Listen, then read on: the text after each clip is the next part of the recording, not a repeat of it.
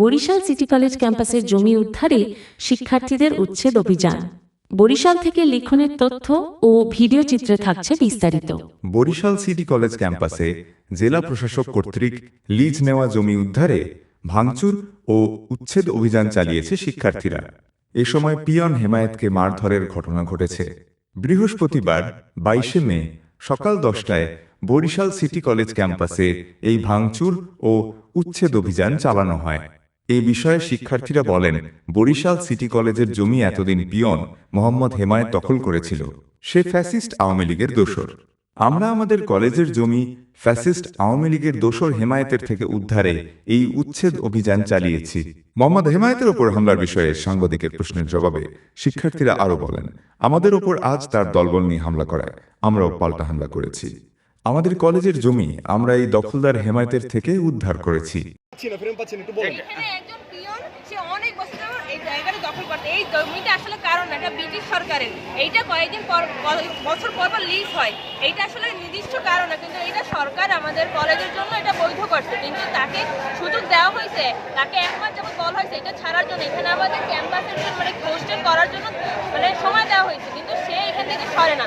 তাকে অনেকবার বোঝানো হয়েছে যে এখান থেকে ছাড়তে আমরা হোস্টেল করবো, কিন্তু সে কখনো এটা ছাড়তেছে না, যার ফলে আমরা এই পদক্ষেপ নিতে বাধ্য হয়েছি। এখন আমরা স্টুডেন্টরা এটা নিজ দায়িত্বে দাঁড়াই আমরা এটা হোস্টেল কি পদক্ষেপ নিলেন? পদক্ষেপ আমরা এটা তার ছাড়তে হবে, আমরা এখানে আবাসিক করবো। আমরা দেখতে পাচ্ছি যে আপনারা লাঠিসোঁটা নিয়ে বিভিন্ন জায়গায়। আচ্ছা দাঁড়া তুমি বলো একটু। ভাইয়া তুমি আপুর সাথে কথা বলি, তোমার পরে একটু তুমি বলো একটু। আমি জিজ্ঞাসা করতে পারবো হামলার কি ঘটনা ঘটেছিল, কিভাবে হামলাটা হয়েছে? এই সামনে আসো, ফ্রেমের সামনে আসো। আরে ফ্রেমের সামনে আসো। একজন একটু বলেন, একজনে বলেন। দা বটি নিয়ে আমাদের সামনে আসে, যার ফলে আমরা হামলা করি। প্রথমে আমরা যাইনি হামলা করতে, আমরা যদি মারতে তখন যাতে সে না ঢুকতে পারে, বাট সে আমাদের দা বটি নিয়ে ফ্যামিলি সবাই আমাদের গায়ে হাত তোলা করছে, তখন আমরা এটা বাধ্য হয়ে তার ঘর ভাঙি। এই দা বটি কে নিছিল? ওই যে লোক সাক্ষী সে,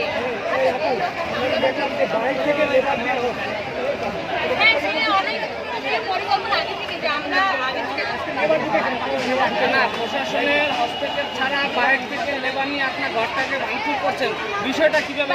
কেউ নাম সব দেখতেই পাচ্ছি লেবার ঢুকছে এখানে কেউ ঢোকে নাই, ওই যে আমাদের কাছে ভিডিও ফুটেজ আছে।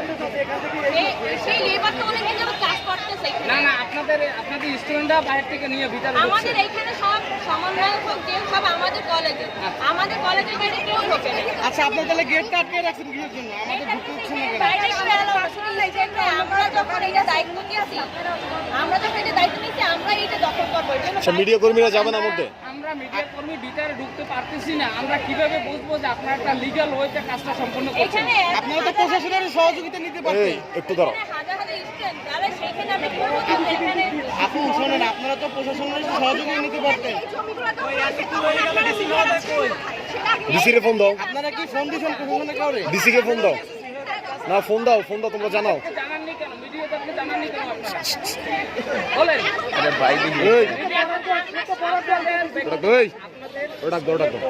আপনারা মিডিয়া জানাননি কেন? মিডিয়া জানেন না, আমাদের টিচারদের বিষয়, সেটা আমাদের বিষয় না। আমাদের যেটা বলবে আমাদের টিচার, তার বাইরে তো আমরা কিছু করতে পারবো না। আপনাদের টিচাররাই কি আপনাদেরকে আরে ভাই তুমি উল্টা বলো, শোনো। স্যারকে ডাকো। ওরা বাচ্চারা কি বলবে, স্যারকে ডাকো। স্যাররা একটা বিবৃতি দেখো, এটা সবচেয়ে বেটার হইবে। মিলেছিল আজকে, তাকে উচ্ছেদ করা হচ্ছে, কারণটা কি? ছাত্ররা করতেছে এটা কি? মানে কি বিষয়টা বলে যান স্যার? আমাদের জমি তারা দখল করছে, আমরা এখন আমাদের চাই।